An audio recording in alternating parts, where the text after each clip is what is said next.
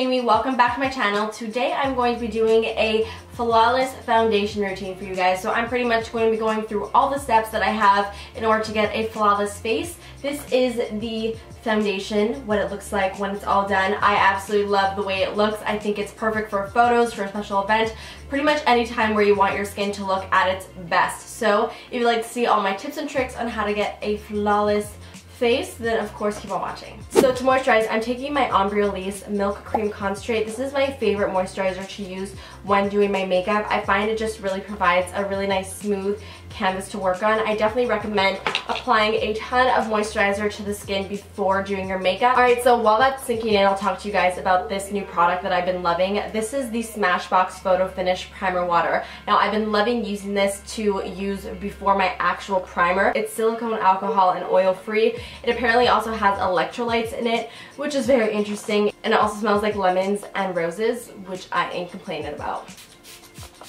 I do like to go in with another primer after the primer water just because I like the way my skin looks when I apply a silicone based primer, which is what I'm going to be doing today. Today I'm going to be using the NYX Angel Veil Skin Perfecting Primer. I find that it really just glides over your pores and fills them in, and it makes your foundation just look amazing. Especially when you want a really flawless base, you really want your pores to be nice and filled in so your foundation doesn't settle into them. So a silicone based primer like this one is a really great option. So I just like to pat it right where my pores are the largest, which is right around this area, on my chin, and around my nose.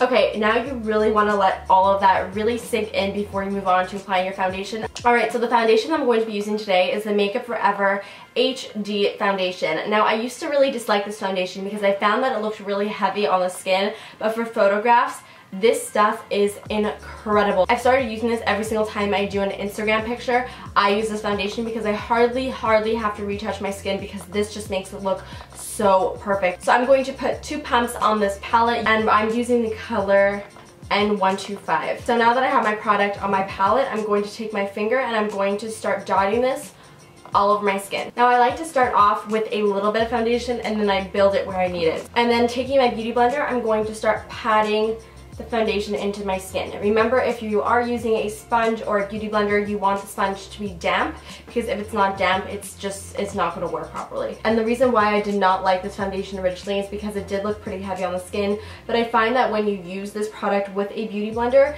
it sort of takes away that heaviness, so it still looks flawless without being heavy. And always remember to blend the foundation down your neck, because a foundation mask is never pretty. And then I just apply a little bit more where I feel like I need it. So normally that's just around my cheek area, so like right about here and around my nose. And then I just blend that out as well. Alright, so I'm coming a little bit closer to you guys, and I also lowered the brightness of my camera so that you could really see what the foundation looks like on the skin. And as you can see, it gives a really nice natural looking finish to the skin. Now if you have some discoloration, acne spots, or blemishes, then I would recommend using a corrector and then a very high coverage concealer right on top. So I would recommend using a peachy concealer if you have some discoloration or ashy tones in your skin, and then you want to use something like Makeup Forever Full Cover Concealer, which is a very high coverage concealer that can pretty much cover up anything. And if you have a blemish that has a red undertone in it, then you could take a concealer that has a very strong yellow undertone, apply it on top, and then apply a skin tone concealer just like the Makeup Forever Full Cover, and you will pretty much get rid of it completely. Remember that when you're applying concealer or corrector, you always want to pat it into your skin using really light dabbing motions rather than swiping, because if you're going to swipe it, you're pretty much just swiping the product everywhere and you're not actually going to be covering up whatever you're trying to cover up. And don't just concentrate on that one area. If you're putting corrector on, let's say, a blemish that's right over here, you want to put the corrector here, and then you sort of want to just like feather it out so it's not like a very obvious spot where you apply that corrector. Now, to really cancel out any blue tones that I have underneath my eyes, I've been really exhausted lately, so I've got a lot of those going on. So I'm going to take my peach corrector. This is the Bobbi Brown Porcelain Peach, and I'm going to take my beauty blender and I'm just going to pat that right where I have those blue undertones. And I apply a very thin layer of that, and I also go right on the inner corner of my eye as well, right over here, because that's where people tend to have a lot of darkness. Alright, so once you have that down, now it's time to apply your concealer right on top. So I'm taking my Urban Decay Naked Skin Weightless Complete Coverage Concealer. This is my favorite concealer at the moment. I would say that it's more of a medium coverage concealer. It doesn't crease and it doesn't cake up. I'm going to just apply this right underneath the eyes. And I'm also going to apply a little bit down the sides of my nose like so, and around the edges of my nose because I do tend to get really red around that area. And then taking my beauty blender and blending everything out. Alright, so now once you have your concealer applied, I'm just going to quickly highlight very, very lightly with my Touche Éclat highlighter pen. This is in the color 1.5, so it is pretty yellow base. And I'm pretty much just going to be applying this in all the areas that I really want to brighten even more. Right on like my cheekbones, right over here, down the bridge of my nose, onto my chin, onto my forehead, onto my cupid's bow, and then taking my beauty blender and patting everything out.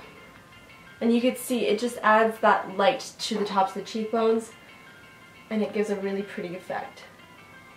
Alright, now it's time to powder. Now, I personally have dry skin, so I do not like to powder my whole entire face because then it ends up looking really cakey and dry. So instead, I do just like to powder right underneath my eyes because I do want to keep that really nice and creaseless. So my favorite powder at the moment when I want a really nice flawless face is this Marc Jacobs Instamark Light Filtering Contour Powder. It's this huge compact over here that has a yellow base shade as well as a contour shade. Today, obviously, I'm going to be using this shade, which is like a banana shade, to set underneath my eyes. This is a really great powder because it's very finely milled, so it sits really nicely underneath the eyes. So I'm taking my Sigma Tapered Highlighter F35, taking a bit of this powder, tapping off any excess, and then I'm just going to press this underneath my eyes to set it. And this is really going to brighten up that area even more because it is a yellow base powder. I'm also going to apply a little bit of powder anywhere where I put that highlighter. So on my forehead, down the bridge of my nose, on my chin, and around my nose. Alright, so now once I'm done powdering, I'm pretty much almost done. Now all I'm going to do is apply my Urban Decay Chill Makeup Setting Spray. It pretty much makes your makeup look like skin again, so it sort of settles everything down. If you did apply a little bit too much powder, then it will sort of take away that powdery look that it has on your skin. I just love this, and it also feels amazing after you just applied a lot of makeup to your face. So I'm just going to spritz this all over my face. Alright, so that's pretty much it for my flawless face foundation routine. Now you're ready to apply your blush, your bronzer, your contour, your eyes, anything else on your face. But now you have a perfect base for everything to sit on. Alrighty, so I just finished off the rest of my makeup, and this is the final look. You can see the skin just pretty much looks perfect, and that was the goal of today. So I really hope you guys enjoyed this video. Don't forget to give it a big thumbs up if you did, and of course click that subscribe button if you're not subscribed already and you'd like to see more videos like this. Also, don't forget to check out my last video. Click right over here if you'd like to check it out. I did swatches of all 34 Anastasia lip glosses. I'm wearing one of them right now, and they have become probably some of my all-time favorite lip glosses ever, so I definitely highly recommend that you guys check that out. So that's pretty much it. I'll see you guys next time. Bye!